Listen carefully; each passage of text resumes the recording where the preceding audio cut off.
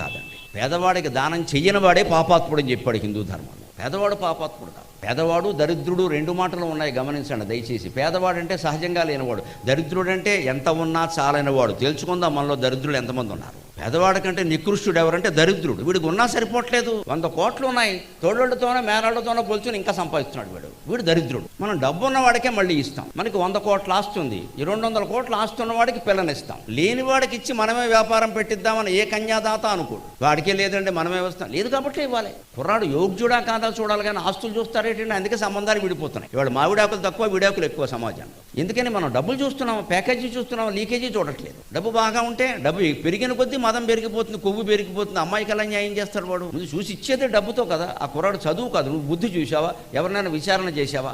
ఇదివరకు ఏమైనా సంబంధాలు ఉన్నాయేమో అడిగేవి ఎవరినైనా? ఏం అడగడం. ఏవో ఉంటూనే ఉంటే మనకెందుకు బోళ్ళు ఆస్తి ఉంటే ఏంటే? అసలు ముందు భక్తి ఉందా, జ్ఞానం ఉందా, వైరాగ్యం ఉందా? ఏం అక్కర్లేదు.